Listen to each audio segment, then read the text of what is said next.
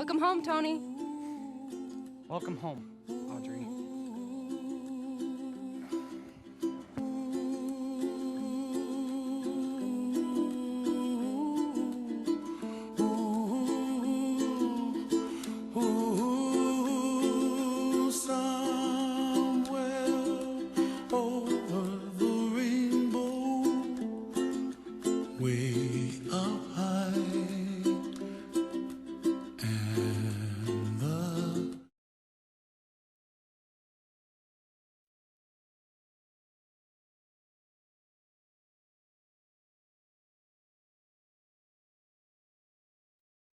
Money that you don't like or what? All right, we'd like to get started, and we want to welcome everyone out to our city council meeting tonight, and those are here and those are watching on TV. As you'll notice, we're a little shy on city council members tonight.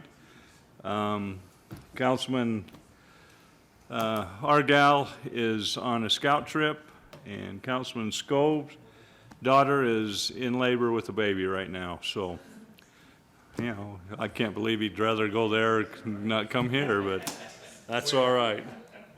It's good. So I have asked Seth Perrins, our city manager, to start us with the opening prayer.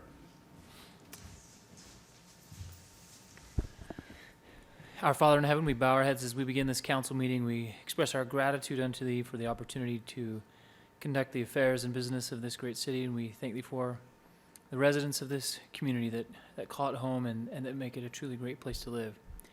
We ask for Thy guidance and blessing to be upon us as we meet, and that we may make the best decisions that will carry the great traditions and honor of this community forward. These blessings we ask in the name of Thy Son, Jesus Christ. Amen. Amen. And we have a special treat tonight. We have the Spanish Fork Police Department Honor Guard that's going to do our Pledge of Allegiance and ceremony.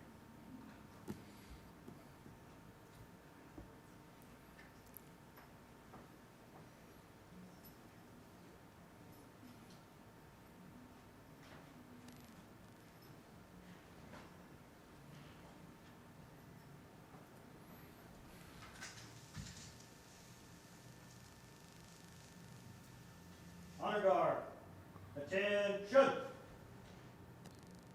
Forward, arms. Forward, march.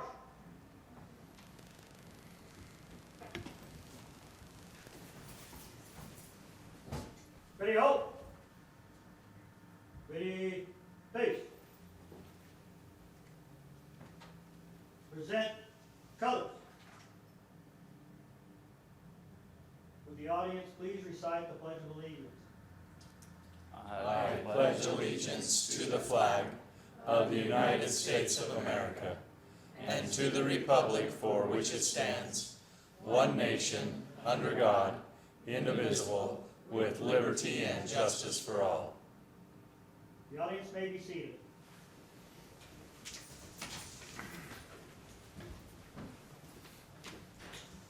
Post colors.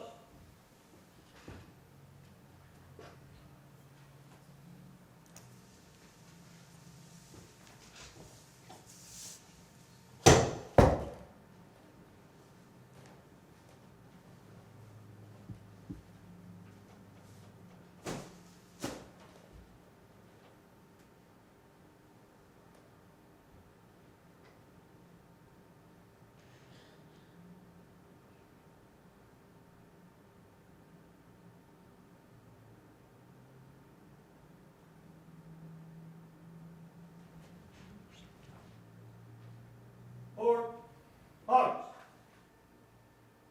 Right, face. Forward, march.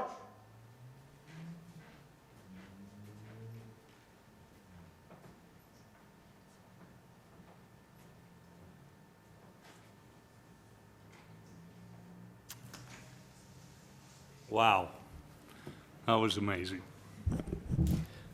Thank you, Chief, and thank those guys for that. Okay, that's the way to start it off right there.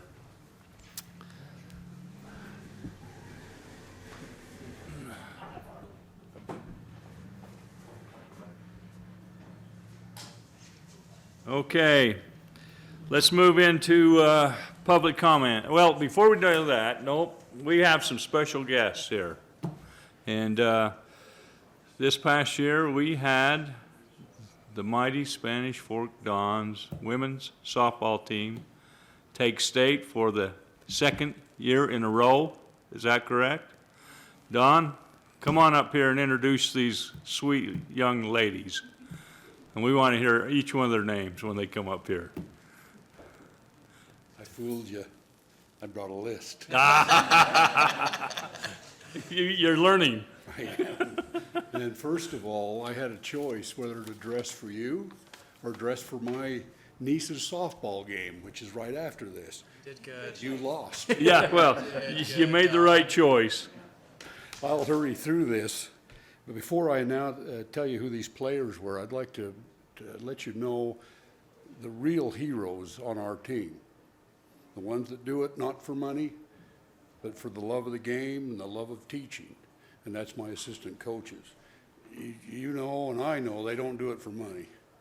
If they're doing it for money, they need to go dig ditches somewhere. But anyway, that staff was Natalie Jarvis, Jimmy Andrews, Kayla Larson, Sid Polson, and myself. I just thought I'd mention them first. Okay, now the girls. I'm going to mention something else about them. You know, they're the physical attributes, softball-wise, don't need to be discussed because taking state twice in a row is pretty good. Not easy to do. But I'd like to let you know that this group not only did that, but they had a 3.8 overall average, which in every semester I went, or every class, I don't think I ever saw a 3.8. Well, I'm pretty sure I didn't. So they're making up for me. But anyway, besides that, they had 8 that were academic all-region, and 3 off a state championship team that was academic all-state. You know, and anytime we get 1 on the academic all-state, we feel good. So to watch 3 of them march up in uniform with Spanish Fork across their chest, it was pretty neat. You know, it's too bad you can't see that. But anyway, that's some of their academic achievements. The academic all-staters I'd like to just mention. I can't mention all 8 of the others, but it's, you know, it's all seniors is what it is. And in 4A, if you don't have a 4.0, chances are you're not going to get academic all-state. This year we had a 4.0 and 2 of them that were 3.99 something. A whole bunch of 9s and a 6. So, why they got an A- somewhere, I don't know. We can't figure that one out. That's 4 years, you know. Anyway, the members of that of our team were Peyton Sorensen. You want them to stand up? Yes. So you can see them? And eventually, we'll have them all Sorensen. up here in front eventually, so, but Okay. have them stand up, those you're reading out. Cheyenne Dowley, some of them aren't here. Just come right up here and They stand. insist on going on vacation for some Yeah. Yeah. Cambry Hazel, Gabby Beckstrom, Brooke Roylance, Katie Scougard, Kenzie Branch, Taylor Miller, Mallory Barber, Brooke Carter, Jordan Bate, Briley Rudd, Haley Smith, Mikkel Stone, Morgan Scott, and Maddie Tracy. And that's our team, and the coach has already mentioned. It's a good team. We knew we had a good team right to begin with. We just had to make sure we had no drama. And our seniors did very well. They probably won it for us by keeping the drama to a minimum. There you go. But anyway, that's our team. We're proud of them. We're going to try to do it again next year. And you know, there's a couple other people we ought to mention just because they're part of the city and we really appreciate what they did for us. And that was your grounds crew at the sports park. They did an exceptional job. I'm pretty sure I can't give them a raise They did get a cake, though. Oh, and that was probably better. We owe them one more, but anyway, we'd like to thank them. Yeah. Because they put in a lot of hours for us, you know, a little extra even, so we appreciate it very much. That's great. Hey, congratulations. That's a great honor. Let's all come up here and shake each one of their hands. Right here, yeah, shake their hands. Congratulations. Congratulations. Awesome. Great job. Congratulations, guys. Macy, daughter. Nice job. Nice job. Congratulations. Congratulations. Good work. Thank you for Corey's daughter. Good work. Good work. Yes. Thanks, Norman. Get your own coach up here. Yeah. Natalie. Yeah, Natalie, there you go. Nice work. Nice job. Congratulations. Good work. Thanks. We appreciate you guys. Congratulations. All the time. Way to go. Thank you. Thank you. Good work.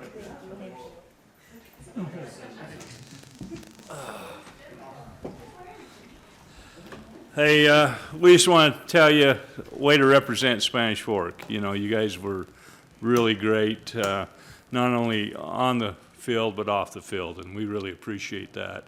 Gives a lot of these young women, these kids to look up to you and say, that's how I want to be when I get that in high school. And so, great job. And we expect you back here next year doing the same thing. So, you know, you guys can do it. Thank you, thank you. And we're not going to make you stay through this whole boring meeting, so if you guys want to go, you're sure welcome to go. But you sure brighten things up here. No, that doesn't count for you guys. Thank you. One last thing. Yes. They don't say, hey, we just won the championship. They don't say, let's go eat. They don't congratulate each other after a championship. They say, where's the fire truck? Yeah, that's right. Thank you. You bet. You got it. Nice job, Don. See ya. Okay, now we'll go into public comment. Wow, there's no public here, so I guess we'll move right along to that one. Yeah, council comment. Councilman Gordon.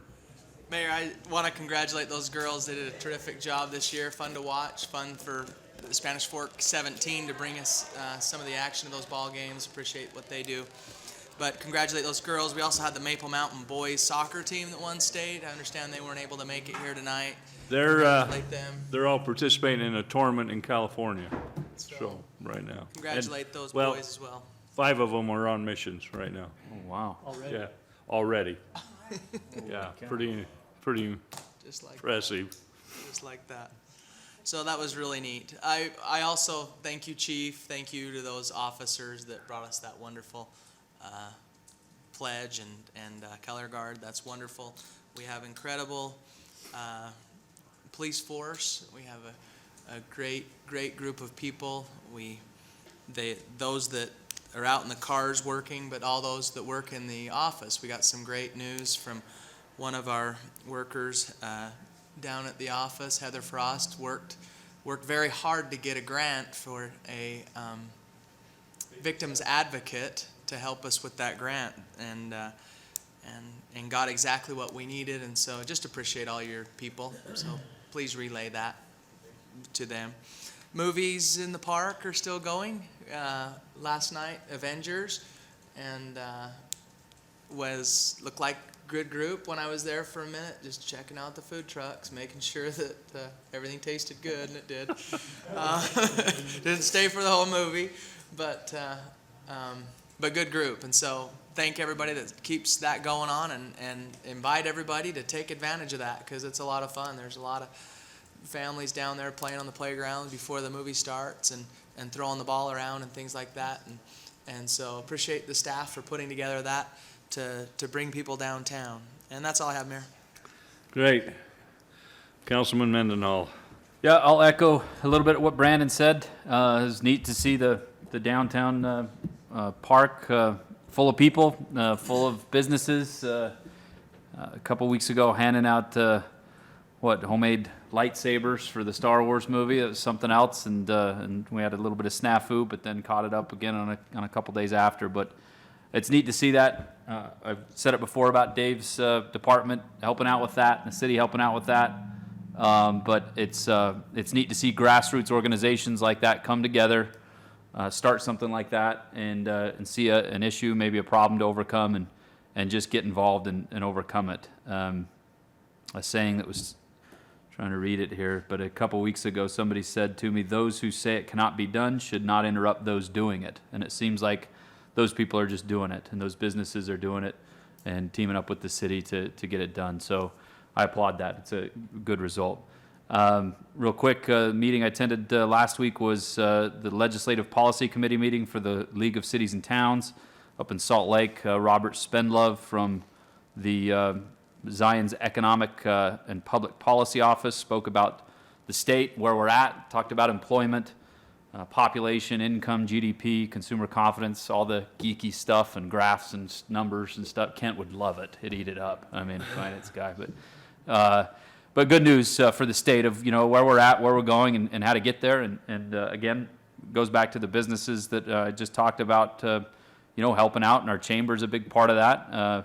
It's the businesses that make that economic engine turn and make our state one of the best in the union. So I'll have a board meeting Friday for the League of Cities and Towns, so I'll report on that the next council meeting, and then a Wasatch Choice 2050 active transportation meeting next Wednesday that I've scheduled to go to, and I'll report on the details of that meeting at next council meeting as well.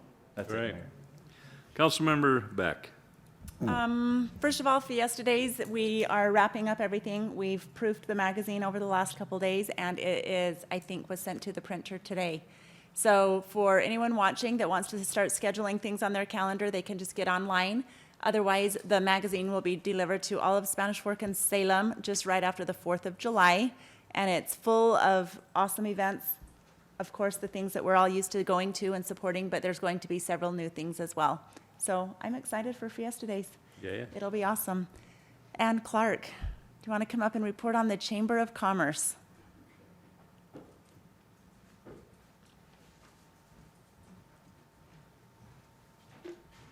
You can't say that there's nothing to do in this community. And on Saturday, there was proof of that. We had our kickoff for Play Unplug, and we're estimating, basically based on the bananas and the apples that we gave out and the water, that we had about 800 kids and their parents, and we had lots of you. We appreciate those of you who were able to make it, but it was a great event, and we had several of the businesses participating. We had the mayor and several council members giving out the political brag tags and giving the kids the opportunity to shake hands for the first time with a politician. And it was a great experience. But the one thing that never ceases to amaze me about the children of Spanish Fork and Salem are how incredibly polite. I mean, just how incredibly polite they are. There were so many thank yous. And saying thank you for the fresh fruit instead of candy and things like that. And that impresses me about this community. It always does. And I want to tell the Parks and Rec, I want to tell Dale, thank you, because we couldn't have done it without those folks. And we have amazing facilities here. And we appreciate, as a chamber, being able to use those. And I want to just say thank you for that. We had our ribbon cutting today for Beehive Homes. Probably our biggest ribbon cutting since I got here. Almost 90 people, and that was a tribute to Dennis and his vendors and other people. But it was a great experience, and this Thursday we'll have our ribbon cutting at April James, her new facility that she's doubled in size, which is always fun to see a small entrepreneur be able to move, and not move out of town, but move somewhere else in town and move to a bigger storefront. And so that's exciting. But I want to tell all of you, thank you. This is an amazing opportunity that I've been given, and so thanks. Thanks, Clark. I think that's all for us. I did find out Saturday that the mayor is a big deal. Chad Argyle and I were there ready to hand out brag tags, and they just wanted to shake the hand with the mayor, so. No, it's, Oh, don't be bad. oh, yeah, they're fun. My hand's sore, but other than that, no, the kids are great. They're awesome, you know. So thanks for all the effort everyone took care of the chamber, and especially the citizens that came and enjoyed that activity. Next time, have more popcorn on hand, ready to go. That was, you know, you thought my line was long, you should have seen the popcorn line right there. So that puts it all back into perspective. Just a couple things I'd like to report on. I had the opportunity to go to the American Public Power Association conference last week, in all places, Phoenix. You know, it was only 105 degrees, and who schedules a conference in Phoenix in the summer? I don't know, but. Obviously, the public power, because they want more air conditioning. And the air conditions was working, I'll tell you, that was awesome. So that was a great opportunity to go down there and see as a group what's going on, and the new things that are coming about, and how we're trying to provide power to our cities and through our public power. And they're working hard on your behalf. Our local UMPA, we have just purchased a new power plant, and we're trying to do the things that will help draw those things and keep our rates low. We're fighting a losing battle here with the government on regulations and things like that, but we're doing the best we can, and we're doing everything we can to keep your power rates low. The other thing I wanted to mention, there's early voting going on right now, and so get out and vote.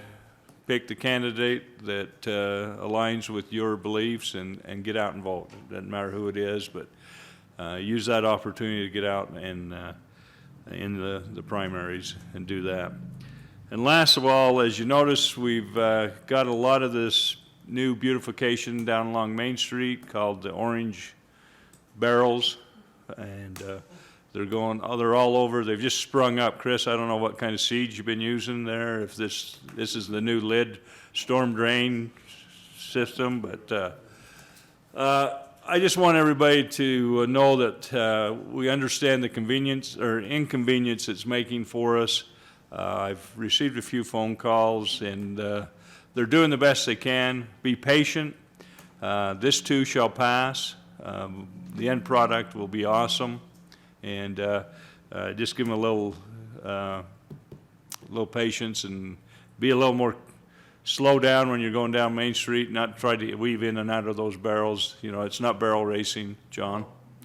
So, but we appreciate the opportunity to have our Main Street redone, and so we know it's going to take a little while, and it's going to take a little, we're going to have a little pain while we're doing it, but when it's all finished, Chris has told me the traffic is going to flow like water. Is that true? It's true, absolutely. Okay. So we're going to hold him to it. If it doesn't, I'll give you his phone number. Okay, let's move to the consent items. I would entertain a motion to approve the consent items. I make a motion, we approve the consent items. I'll second that. We got a motion by Councilman Mendenhall, a second by Councilmember Beck. All in favor, say aye.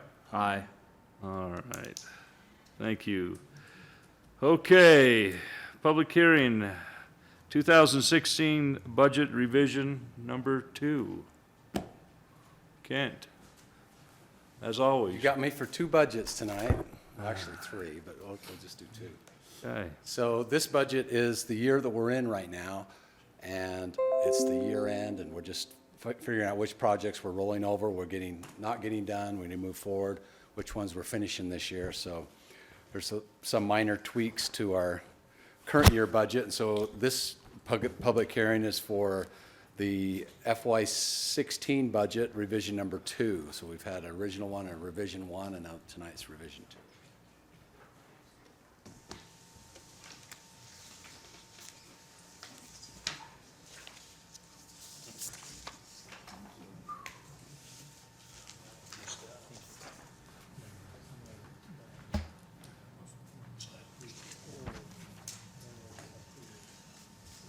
So, no PowerPoint, straight numbers, Good. straight questions. Lovely. The budget actually goes down because some of the projects weren't done. So I'll just show you the very first, the first page. And it gives a summary of the overall budgets. Small change in the general fund, only 23,000 going down. Enterprise funds, 600,000 going down. Most of those are projects that are just going to be brought back in just a few minutes when I give you 17's budget because they got moved forward to this next year. So basically, you're approving the revision of FY16's budget. That number is in red on that first page of 73,285,936. Okay? And that's all I have. Okay, we like that. Make a motion to go into public hearing. Second? Got a motion by Councilman Mendenhall, a second by Councilman Gordon. All in favor, say aye. Aye. Any opposed? We are now in public hearing. Anyone that'd like to come and talk to us about revision number 2 of the budget, you're welcome to come up. Seeing none, I'd entertain a motion to go out of public hearing. So moved. Got a motion by Councilman Gordon, a second by Councilman Mendenhall. All in favor, say aye. Aye. Okay. You want us to approve it? All right, darn. We'll wait till we get down there then, if you want. When do you want it? Let's do it now. All right. Just a timing issue. 700,000 is going to be approved in the next budget you're presenting. Okay, all right. So can I make a motion to approve 2016 city budget? Revision number 2. Revision number 2. Revision number 2. Second. Got a motion by Councilman Beck, a second one by Councilman Mendenhall. All in favor, say aye. Aye. Any opposed? All right, that make you happy now, Ken? Okay, perfect. All right. Ordinance 07-16, authorized amendments to the construction standards of the city. Who's gonna take the lead on that one? Is that you, Chris?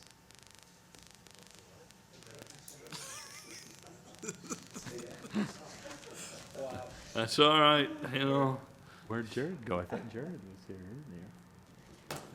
it's okay. Sorry about that, Just kind of hang, stay with us, you'll be all right. a lot more time. Okay, so there are a few changes that we are proposing on these construction standards. And we've talked about these already and we let you kind of mull over them, but I just want to review them really quick. One is our standards are based largely on the APWA, the Utah APWA standards that are passed for many of the cities throughout Utah. That way they can get into the details of how to design an asphalt mix or how to design concrete, and then we don't have to pay a consultant to do that for us. And so one of the things that we've added to the standards is that we are using the most current APWA and all the supplements that get approved after those standards are in place. So that's one change. Another change is we tested out last year, and we talked about this a little bit last year, that we were going to test out allowing on low ADT, low average vehicle traffic roads, allowing driveways on minor collector roads. So these are 2-lane collector roads like 1400 East that we have relatively small amount of traffic. We thought it might be well to have front yards instead of just a stark fence and landscaping that our parks department has to maintain. And so we've been testing that out a little bit and looking at it, and we feel good enough about it that it's actually proposed in these standards to allow that. Now, you'll have bigger front yards, and you'll have to have driveways such that you can pull out frontways, not backing out onto these roads. But we feel like this will save the city a lot of money in maintaining what is called a double frontage lot, where you basically have someone's backyard against a road, and then you have this landscaping that if the city doesn't maintain, it's a weedy mess. So it will save a lot of money in having to maintain those, and we think it just looks better. It just looks better to have front yards, but you want people to not be backing out onto it, and have a little bit deeper yards, and so that's another change. Another one is there is a standard that says you will not be able to build a building or concrete or asphalt pavement over garbage fill. And so that's something that I've never been comfortable with doing. I feel like there are lots of reasons, both from an engineering standpoint, from a safety and health standpoint, and from a political standpoint, why you would not want to allow that. And so that is in the standard. And it's not just in landfills that this would preclude, but we have found areas where a lot of garbage has been dumped, and that would have to be excavated out before you could build a road over it or a building over it. So that's another major change in these standards. The next one is our video truck should be delivered soon for our sewer lines. And as we've been looking at it, we felt like it would be more efficient for us to video our own lines. So when a developer comes in and they install a bunch of sewer in a subdivision, in the past, we've required them to hire a video company to come out and televise those lines. We would prefer to do that, and then we're able to integrate that into our mapping system and be able to click on a sewer line and watch the video and have that all integrated. And so we feel like that would be a better way to handle those video inspections. So another change is I talked a little bit about how the APWA updates their standards for pavement or things, and this last publication, we have updated our pavement standards quite a bit. And in that, we've created different options. So we have different classes of mix and different applications for those classes of mix, and we've refined our mix designs. And in that, we felt like it would be important to bring in a consultant to go through those and update our standards as far as which APWA standard should be used on each of our roads, and what we would require and not require.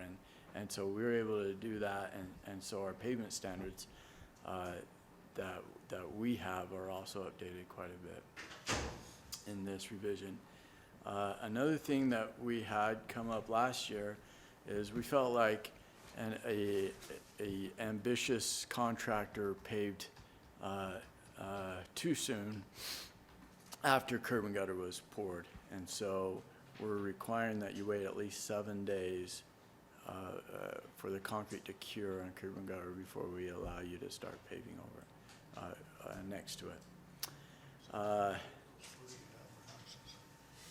Another thing is traffic signals.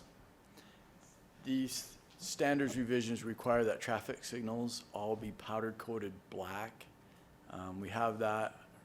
We've been getting that lately in the city, and we just want it in our standards clearly, especially for UDOT. If they come in and do a UDOT signal, we just want it to be clear that our signals will be powder coated black and match our decorative lamps, and we feel like that's kind of a look and feel that we've adopted in our city. And so that's in the standards, as well as requiring that on a traffic signal, if you have a traffic signal pole, you'll always be required to have a light on the top of it. So at all four corners of all signalized intersections, you'll have 4 lights, and that will light up the intersections a lot better. The next item, we had a standard for 8-foot trails along our collector and arterial roads. The feedback that we are getting back, and we haven't installed a lot of these yet, but that 8-foot trails from our Parks Department, they just said it's too narrow, we need the 10 feet, the full 10 feet. And so we've increased our right-of-way on collector and arterial roads by 2 feet so that we can have 10-foot trails. We only have a trail on one side, and so it only had a net effect on the right-of-way by 2 feet.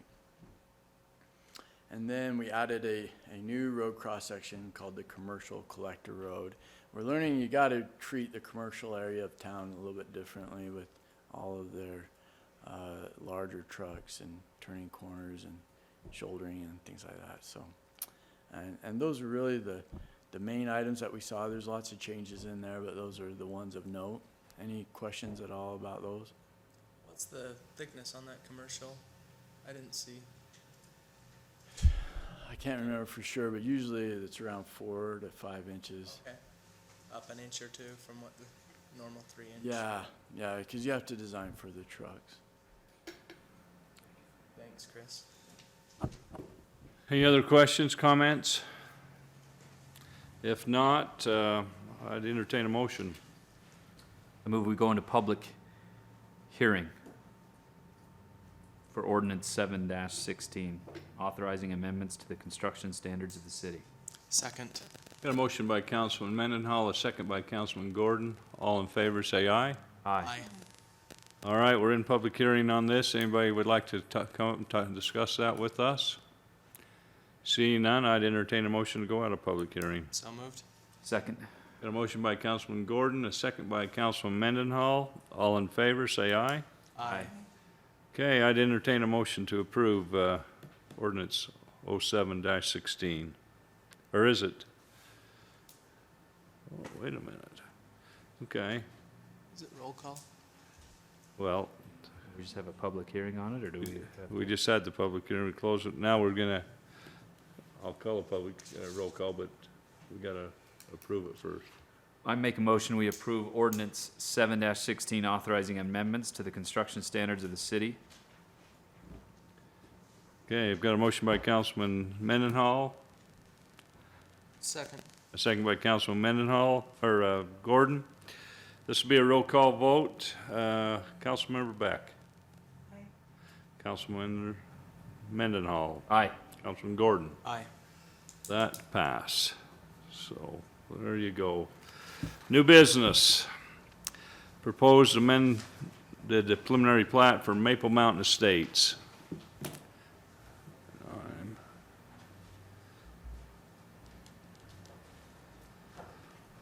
Thank you, Mr. Mayor. Maple Mountain Estates is located east of Maple Mountain High School. It's part of an annexation that finished up almost a couple of years ago now. And you've approved a plat here already. The proposal tonight wouldn't change any of the lot lines. It wouldn't change the street layout at all in a fashion that's similar to what Ivory Homes proposed a couple of months ago. This simply would allow the applicant or any builders in the project to build homes on lots a little bit closer to property lines than what is currently allowed. So right now, all of the homes must maintain at least a 25-foot backyard, 25 feet between the rear of the home and the rear lot line. The applicant has proposed to have that reduced down to 20 feet. And in all cases, the homes would have to have 10 feet on each side of the home between the home and the side yard or the side property line. The applicants proposed that on one side of the home, that 10 feet be reduced to potentially down to 5. So you'd have 5 feet on one side, still 10 on the other, with at least 15 feet between homes at all times. So if somebody did go down to 5 feet as the side setback on one lot, then on the adjoining lot, that property owner would not have that option. They would have to go with a full 10-foot setback on that side. So those are the two changes that are proposed, to reduce the rear setback and the side setback. I understand the applicant is proposing this so that they, with more ease, can fit more house plans on different lots in the subdivision. Staff's recommended that this be approved, as did the Planning Commission. So that being said, before I sit down, I just want to maybe talk through one thing that I think's related. We've heard from some of you as council members, we've heard from commissioners over the years that there's a feeling that as we continue to grow residentially, there's a need someplace in the community, maybe in different places in the community, for there to be a little bit more diversity by way of lot size than what we've seen in recent years. Maybe a little bit larger lots, maybe some lots that might be a little bit more conducive to people building custom homes on, and that type of a thing. So that being the case, just given the feedback that we've heard, we talked that through a little bit with the Planning Commission in their meeting a couple of weeks ago, and one of the things that they'll be looking at are just some different parts of the community where maybe we can, in something of a proactive way, identify areas for lots that would be a little bit larger. In my view, lot width a lot of times is a critical dimension if people are looking for lots that they can build homes with maybe third-car garages and that type of a thing on. So that's something I'd expect that perhaps in our next work meeting with the Planning Commission, we'll indeed talk a little bit more about. So again, that's maybe a little bit of a tangent, but I think it definitely is germane to the idea that in some cases you need a little bit more room to work with to fit some of the house plans that builders today like to be able to employ. And as I said, staff's recommending that this proposal be approved.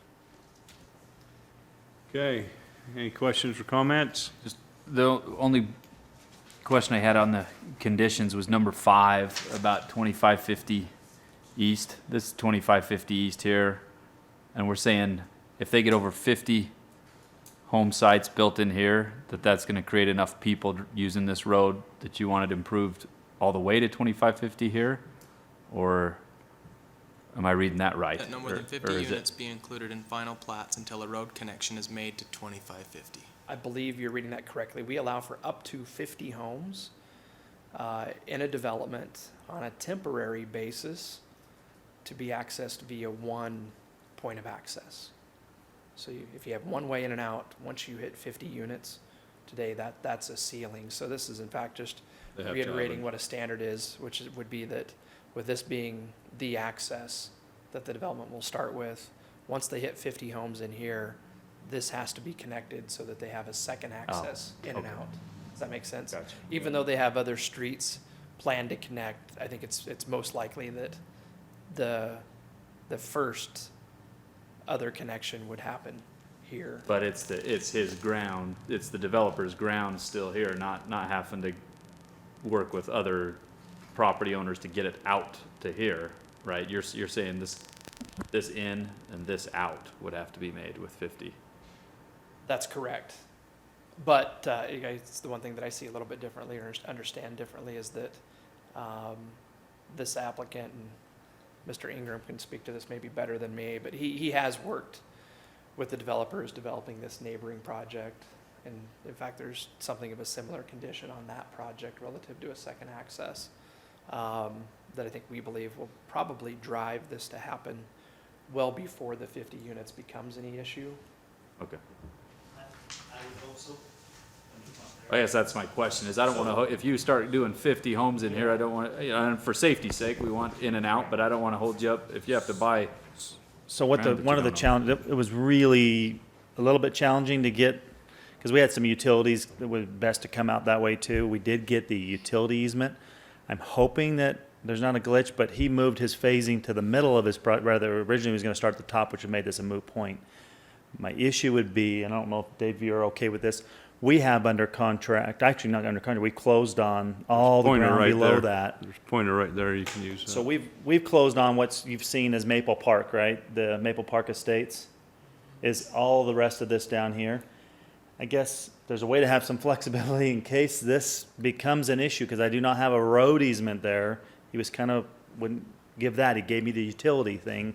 We had to do some trading and help with, do some things to do that. My only thing is if I can do, my plan is to go over to Maple Park. If this doesn't work, I'll start at the lower road and move my way up and have that secondary come through rather than across. So I don't know if that needs to be addressed or not, but that's, I think it'd be great maybe just to clarify that tonight. So yeah, in it'd be light of awesome. that, Thanks. and again, I think the concern that we share mutually is that there's a second access provided. Right, sure. And Yeah. 50, that magic number. So I don't think we care where it comes from. So it'd probably be good to reword that condition, simply to read that there's a second access to and from the project, whether it's 2550 east or first south, whatever that case Okay, might be. as long as we get a second Before they hit the access, 50. yeah. Okay, Dave, you and I had a conversation about that, along Fourth North, there is the trail. It's the cross-section that's included in the preliminary plat is 8-foot trail. We just changed our city standards to 10-foot. Obviously, we're not gonna ask the applicant, to change it, but there's a gap here from, we come up to about here with the development. Now there's this gap here, and as our standards change to 10 feet, I see value in keeping uniformity along that. How do you agree on that? I know it doesn't speak to this project, but I think it's something we look at on a case-by-case basis, but certainly we do not want to go with a trail, for example, 10 feet, 8 feet, 10 feet over a stretch of, maybe a quarter of a mile or something like that. right. yeah, Now, if maybe we're talking about miles and miles and trying to conform to the current standard, We could make even that. though there may be some other sections that have been built to a lesser standard, I might look at it differently, but here, I think we'll probably see, in fact, we've approved at least one plat here, right? Yeah. So actually a final plat to where the construction plans are approved and everything like that with 8 feet. So I would be surprised if that changes much along there. I don't know why we would. Understood. Thank you. That helps me. all right.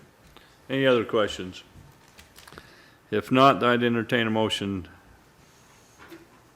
I'll make a motion to approve ordinance 7-16, authorizing amendment to the construction standards of the city. Is that where we are? No, we've already done that, but that's Oh, okay. my. Stacy's been a little sick, so we're gonna forgive her. Yeah, I then- might ask you to move the budget up to the next thing as well. Go to number A on 8. All righty. Proposed amended preliminary plat for Maple Mountain Estates, a master plan development located at 2700 East, 3rd North. Second.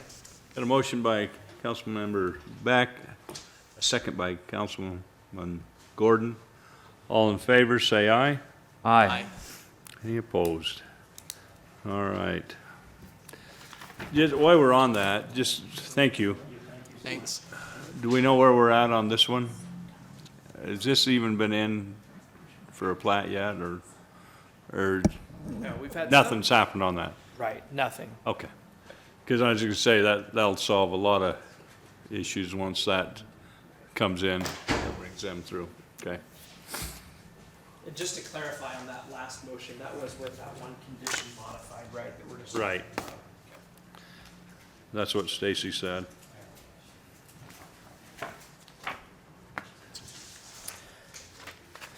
This is one of the bigger projects that we've seen in the city. I think it's probably the biggest non-residential development that has happened in the city's history. It's something that we end up spending quite a bit of time on as staff, working with the developer by way of just trying to address a number of different issues that come up with projects of a retail nature. You've approved plats for the development before, and I think as those were approved, we knew that as the applicant had a better feel for exactly what retailers might want to locate on different parts of the project, that changes would happen, that they'd be necessary and needed to accommodate, I guess, plans that are increasingly less and less conceptual in nature. And as we get to the point of actually developing or seeing individual pads on the project develop, that's where some details start to become more and more apparent about what needs to be addressed. This is really nothing more than looking at the project from the perspective of where property lines are going to be. So we're talking a lot with preliminary plats for retail projects about traffic and roads, how they get aligned and how they're designed. And again, in even somewhat of a conceptual form where lot lines could be. So the next step that comes after approving a preliminary plat is approving a site plan. That's really where we see a lot of detail. So I don't want to get entirely engrossed in a lot of the weeds relative to what this project might look like down the road. Again, tonight, we're here to talk about lot lines primarily, but that being the case, as I mentioned as well, we end up talking as well about utilities and traffic and some of those types of things, so maybe just to take a minute. To talk about some of the kind of big picture issues that frankly we're still working through with the applicant on this plat.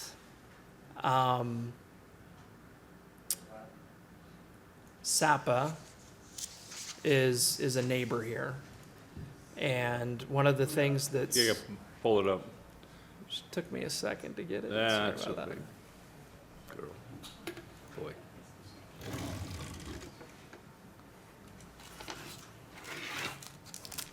One of the things I think initially the applicant expressed as a concern was simply getting vehicles in and out of the SAPA plant here. SAPA's a great corporate citizen. They've done wonderful things for the community over the years. We're very concerned about making sure that their needs are met and that their current operations not impacted adversely in any way by what's happening, you know, on their eastern border here, right next to them.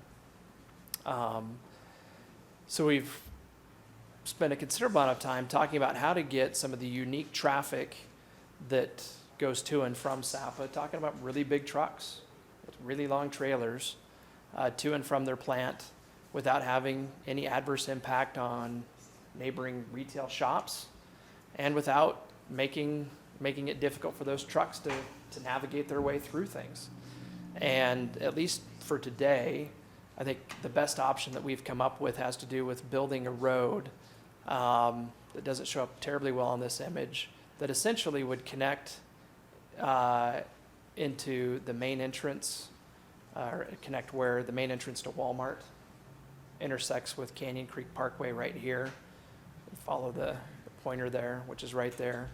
So this road will route through the retail part of the project over to the area where right now vehicles enter and leave SAPA, near where they have the guard shack out in front, if you've ever been over there. So this road will come through here. That will be, at least as proposed, a private road.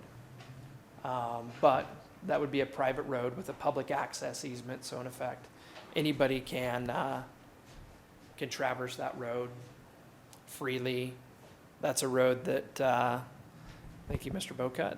That's a road that, again, will be owned and maintained by the developer of the project here, but open to the public by way of being able to access it and use it.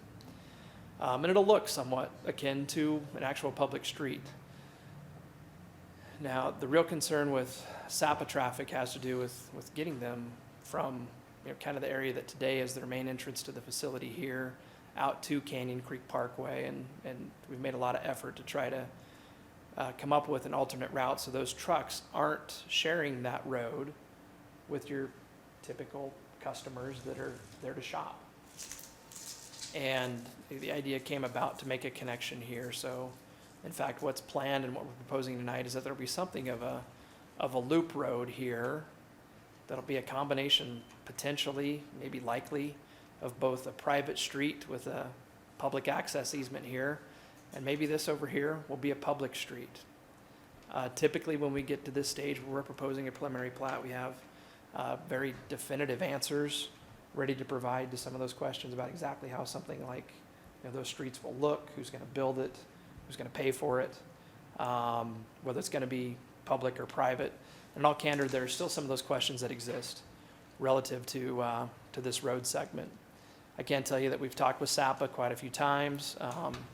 We've worked with them, for example, on having some land appraised and things of that nature, with the idea that in all likelihood, this will end up being the best alternate route for their trucks to get to and from their facility over to a public street, Marketplace Drive, so that they can avoid some of the, you know, maybe just navigational hurdles that'll come with the kind of traffic that we have here, and work their way either to US 6 here, or maybe eventually with a new interchange being constructed to the north, to I-15 to the north. But the idea is to to provide those trucks with, again, an alternate route coming through the development here, Kirby Lane, and its intersection with Canyon Creek Parkway likely won't be suitable for trucks to follow in upcoming years. And we think this both will help address that need.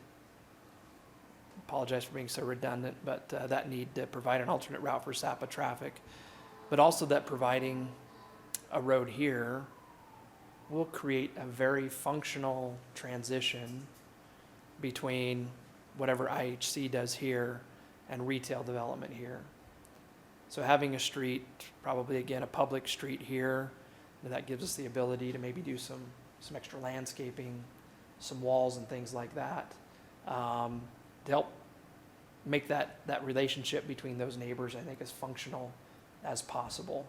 Because you'd have some screening, some different things that you could do to really define that edge of the retail project, and frankly to maybe hide some of the things that happen at SAPA that I think they'd like to keep to themselves, and that probably we'd like to have screened. So again, there's still a few, maybe quite a few unanswered questions relative to what happens there. We think this is pretty functional. We've approached IHC about impacting a portion of their property here to make that connection. They've indicated clearly that they'll work with the city to make that happen. I think they have some specific things that they want us to work on and to address before they'll deed over land so that we could build that street. But all parties seem to be working together. And I think that's why tonight we're comfortable recommending that the plat be approved, which is kind of critical to allowing some other things to happen, even though, like I said, we have more unanswered questions here than we typically want to have when we get to this point. So that being said, before I touch on maybe just one other issue, I'll just read through the conditions that we discussed in the Development Review Committee relative to some of the things that we think still need to happen. There's some concern about Kirby Lane and how the intersection of Kirby Lane and the private street that I mentioned that'll run through the project is designed.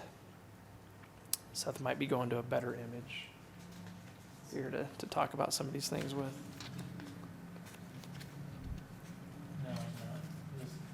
Is that it? Yeah. Okay. So as one condition, we'd recommend that the applicant simply work with our engineering department to have this intersection right here of Kirby Lane and the private street that I mentioned adjusted, is maybe how I'd put it, or redesigned to our engineering department's expectations. As I mentioned, there is a need for a cross-access easement on what the applicant will build here as a private street. We believe that should be a condition of approval. Number 3, that the applicant simply work with the city and adjoining property owners to make this connection happen. And we don't know what all that's going to entail. Maybe their efforts to help design the road, build the road, et cetera. But we know that that's going to have to be a group effort to make it happen. And this applicant with this plat has to play an active part in bringing that about.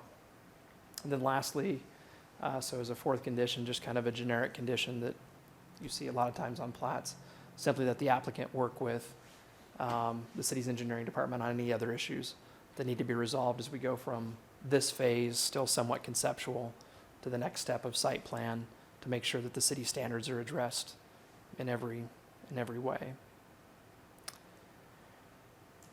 So that being said, both staff and the Development Review Committee and the Planning Commission have recommended that this proposed preliminary plat be approved with those 4 conditions that I just sort of read. And to touch on one other thing, the applicant contacted us last week about making an adjustment, which I'm going to call a minor adjustment, to the proposed plat. So what I handed out by way of the hard copy here just a minute ago is a slightly altered version of what you received in the staff report last week, which includes one more lot down in phase 2. So if you look at what's probably that top image, you can see 2 lines that clearly identify what would be an additional lot right here. You guys see that? Yep. Typically, we don't bring plats to you for consideration that are different than what the planning commissions make a recommendation on. But just to give you my perspective, I think that's a minor enough change, and I can't imagine that the planning commission would have any concerns approving it with that additional lot. It will make no difference by way of what somebody will physically see happen on that property, or have no impact on how the development will function. It'll just be a matter of maybe whether property's conveyed a certain way or something like that in the future.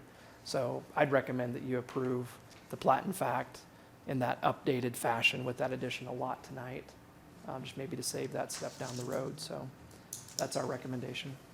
Okay. Any other questions? If not, I would entertain a motion, including that, is it phase 2? How do you want to tell us that? I think that's phase 2. Okay.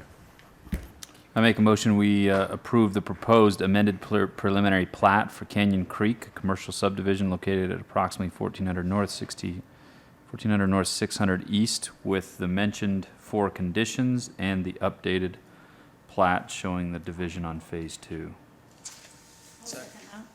Okay, got a motion by Councilman Mendenhall, a second by Councilmember Beck. All in favor, say aye. Aye. Any opposed? Mayor, Nobody left to oppose, so good. Mayor, in the interest of adjusting and timeliness, can we do letter F that's associated with this area while the engineer is here from WPI? And then we'll move on to the budget stuff. That's the next, wow. Letter Nice. F. Let's the go to workforce- F then. Workforce Service, Deseret Thank Book, you. Site Access, Realignment, Agreement. Chris. Okay, we have been working hard on the traffic study for Canyon Creek Parkway, and in order to make the traffic study indicate that we won't have complete gridlock on Canyon Creek Parkway, islands are necessary to prevent left outs on a lot of these driveways. It causes a big problem for Deseret Book because there would be an island blocking both of their driveways. And so there's another problem with Workforce Services, their driveways here, and conflicts with the island. So what the traffic study recommended is that this access and this access be consolidated to one larger access here that lines up with the South Walmart access, and then this could be a full movement intersection. In order to get this done, some land had to be swapped and some access easements had to be granted. There was one change to this agreement though, and that is rather than deed half of this access to Workforce Services, the developers proposed that the full property here for this access be kept by the developer, and an access easement of the full access be given to Workforce Services so they can use it, but it would still remain in the ownership of the developer. That is shown on the next slide, but before we go to that, right here in blue is some property that's owned by the Workforce Services building owner that would need to be deeded to the city as right-of-way. And then what's shown in red, if you can imagine a line like this, not including that, would be deeded from the developer to Workforce Services. So their new property line would be like this. If you go to the next page, this shows the access easement. So in green, we would have an access easement granted from Workforce Services to Deseret Book, and then granted from Tenador, the developer, to Workforce Services would be that access. And then access easement, and then these two accesses would go away. And so this agreement is between the owners here, the owners here, the owners here, and the city, because the city has agreed to do the work for combining these accesses out of impact fee funds. Very good. Any questions? If not, I'd entertain a motion. Motion to approve the Workforce Services Deseret Book Site Access Realignment Agreement. Got a motion? Motion by Councilman Gordon, a second by Councilman Mendenhall. All in favor? Aye. You're set to go. Get her done. Yeah, and take care of that thing I wanted, that is most important to me, you know. Good, I need that steakhouse. So, all right, let's go back to, oh, did we already do C? You did see the budget, Let's not do C, Stack. 17. Let's go now to 2017 budget approval. Back. Yeah, I'll be just as quick, too. promise? Try to. Okay. How many trees did you knock down? Less. Less is good. More or less? All right, about the same numbers, just rearranged them a little differently. This is for next year's budget for FY17, which begins in July and goes until next June. I'm not going to go through items. We had a tentative budget meeting the 1st of May. We've had a public hearing already. There's been minor tweaks as projects have, more information on projects has come in. Some projects has rolled forward. So this document, if you like to skim through it, there's not a lot of changes from what you've already seen in earlier ones. There are some capital projects, for example, the cemetery won't be done this year, but it'll be done next year, so this moves it forward. There's a big grant, a $3 million grant that's heading in on for trail and streets and stuff. So anyway, the part I want to try to draw your attention to is another document I need to pull out too. Springville Airport, Spanish Fork Springville Airport is also included in this budget. For the motion, we'll also include that.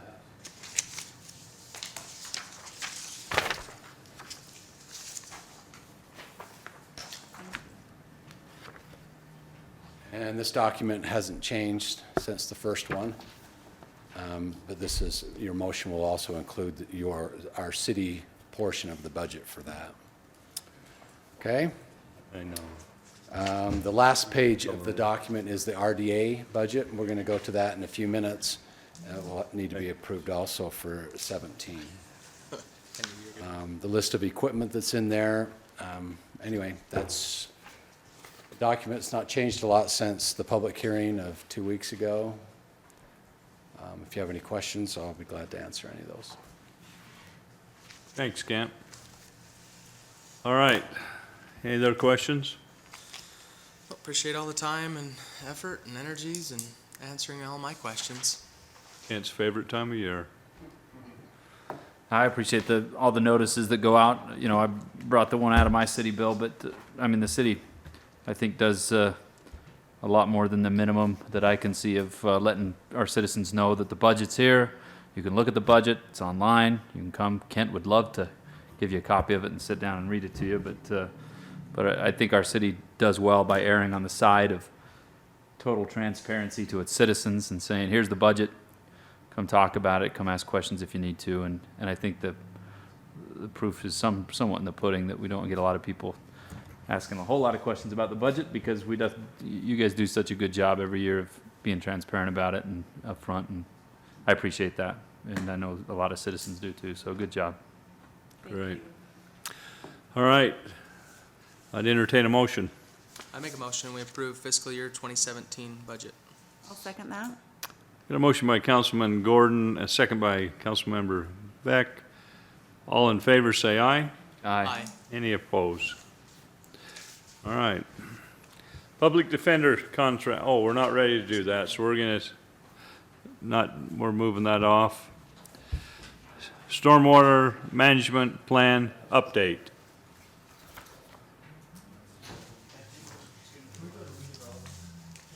Let's do redevelopment first.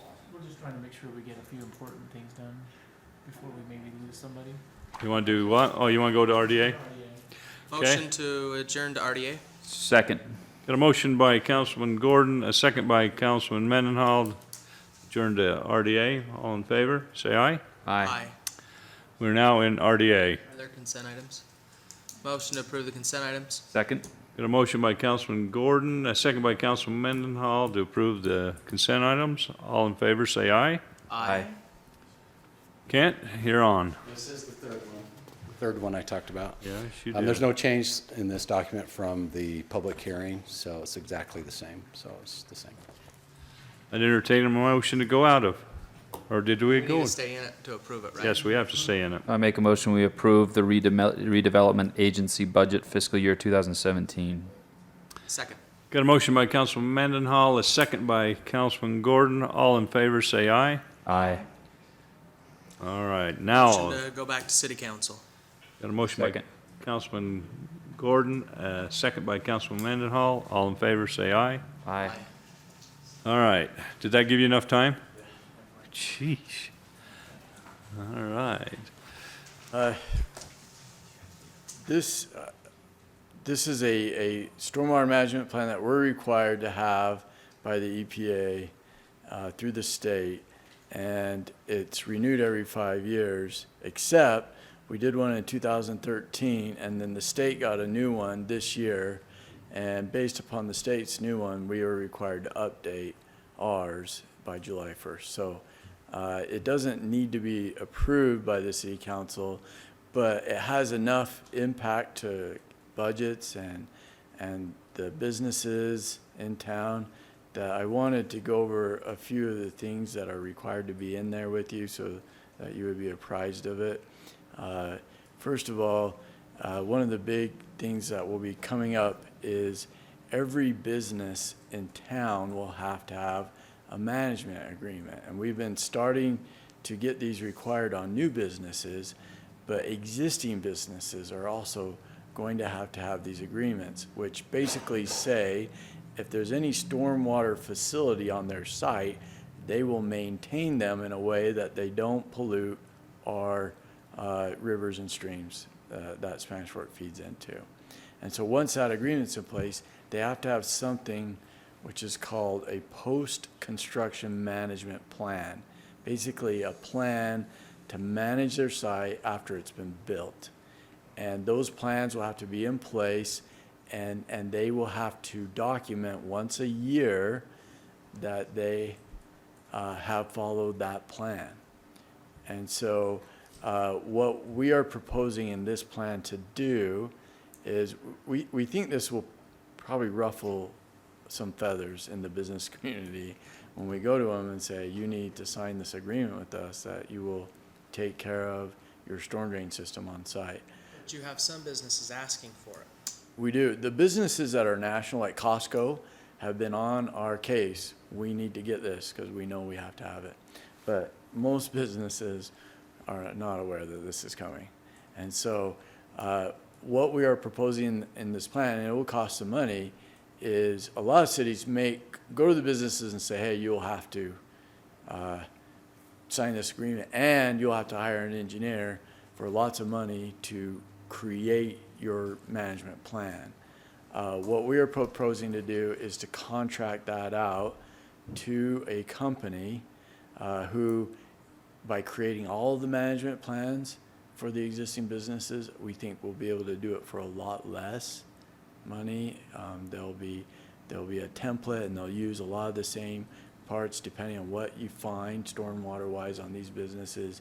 And we feel like by the city bearing that cost, it will save quite a bit of money. What we might spend $500 to get, a business would spend $5,000 to get. And so we also feel like politically that it might ruffle their feathers, but they're not going to be out a lot of money, and so that'll be easier for these businesses to swallow. So in our plan, we wrote that we would budget a certain amount every year out of the storm drain budget to bring as many of these businesses on as we can, and would just let that go until we brought them all on. The plan also requires us to prioritize which ones we think are most likely to pollute our waters and do them first, and so we'll go through that process as well. But in this budget that was approved, we budgeted $25,000 to bring as many businesses on as you can. So, you know, as word gets out, as this gets started, we wanted you to be apprised of that. Also, we went through an RFP process to choose a company that could do this, and in going through that process, we did interviews of 2 companies, and the company that seemed the most qualified and had the best web program to handle this. We want to make it simple so that a business could just go online, check a few things, and say that they had done things. It was a CENA group, and so that's kind of the big thing in this plan that I wanted you to be aware of. But there's a lot of issues, a lot of inspections that are required quarterly. All of the city major facilities, or high priority facilities is what they're called, will have to be inspected. Annually, we'll have to make sure that every business reports something online, and then every 5 years we actually have to go out to these businesses and do a hands-on inspection and update their management plans. And so there's a lot involved here, and it's pretty costly, and so I just wanted you guys to be aware of it. Any questions at all about that? I have a couple, like what percentage of our businesses will be affected by this? 100%. Oh, okay. Unless, I guess, if you have a home business. So everyone has the storm water and, okay. You know, I guess it's reasonable that you might have a second-story business in a building or complex that wouldn't be affected. If you had absolutely no storm water on your site facilities, which would basically mean you don't have a parking lot, and you don't have, then you wouldn't be affected. But- Okay, and this is nationally, right? Correct, yes. So this goes to the property owners. So if Correct. you're renting, leasing, Then whoever owns the property, who owns the property has to do this. so that's good clarification. Thank you. I may make a suggestion that Stacy and Clark are very good PR people. The chamber could be very active in nominating their services, but it's going to be an education process, and Yeah, it that's a good tool to try and use to help businesses say yes. I was just thinking I was glad Dad retired from IFA, because I remember the last time Chris went to talk about stormwater out there with my dad. Yeah. It seems like business owners don't love having you tell them what to do. Well, tell them to Can't talk to, imagine tell them to why. talk to the Usually you have to government. kind of ease into that a little bit. But one thing that the plan has in it is we have some time to gear up for this. So first of all, we have to come up with a template on these plans and develop some training on it. And then probably first of next year is when we'd actually start contacting businesses, and we would work through the chamber and all that to try to get And I'd that. make a note, this is pretty interesting that, this isn't something the city is required to do what we're doing. It's going above and beyond. Yeah, putting this all together for all the businesses. Most cities, they could just say, this is EPA regulation, you have to comply, report to us, and let them go out and try to figure it all out. We're taking a proactive approach, just like we always do here in Spanish Fork. We're going out and helping out and trying to keep the costs down the best we can for those property owners, and my hat's off to. Yeah, thanks for thinking all that through. I heard of one business that had to pay for theirs. It was well over $10,000, and we're looking at it, and the estimate's coming in around $500. If we have one company do them all, and it just makes so much sense. Yep. Thank you, Chris. So we don't need No action on that, no right? action on that, just information. So thank you. Okay. Mount Nebo Water Agent, Water Study Supply. Okay, Mike Mendenhall sits on the Mount Nebo Water Agency Board, and so you can chime in whenever you like, but basically the board has proceeded with doing a regional study, which would study the water supply and demand projected in all of South Utah County. And with that study, each entity would have a certain amount of cost. Our city's cost was pretty low because of the fact that we've done all the study and research already in our city, and we're able to provide that. So our estimated cost is $7,000. The study is estimated to be a little over $300,000, and so we think that this is very good to have dialogue between all the water entities in South Utah County, to plan together, talk together, work together, and so we're really glad to be a part of this, and we feel like this is a move in the right direction in the water community, which hasn't always been united in the past, and we feel like this will really bring a lot of entities together. So we think this would be really good. There's 2 letters that are being requested to be written and signed by the mayor. The one is a letter in support of the project. We are applying for a grant through the Bureau of Reclamation, which could pay for up to half of the $300,000 plus. If that came through, then our cost would go from $7,000 down to $3,500, or however much they granted. And then the second letter would be actually to the agency saying that we want to participate. We will fund up to $7,000 of this study, and that was in your budget. So with the approval of the budget, that money is appropriated, but a letter from the mayor stating that. And so just wanted to give that to you by way of information before the mayor signed those letters, and just kind of let you know what was coming, or get some direction if you don't want to sign the letter. So we need an action on that? No, I don't think so. I've said it before, but Junior and Chris and the mayor with this Mount Nebo Water Authority, I mean, this is a study that's going to try to tell us what water will do to 2055. And so I know citizens out there get nervous about us living in a desert, and the growth that's happening and rapidly down in South Utah County. Well, here's your city in action, and our city takes a lead on this type of stuff, bringing other cities and other water agencies into the fold. And I know all those people respect Junior and Chris and the mayor a whole lot, and they've done a lot of good work, legwork to put this in motion. Now it's coming to fruition to get a study. So good work, and the citizens should be proud. Thank you. Great. No closed session? Motion to adjourn. Second.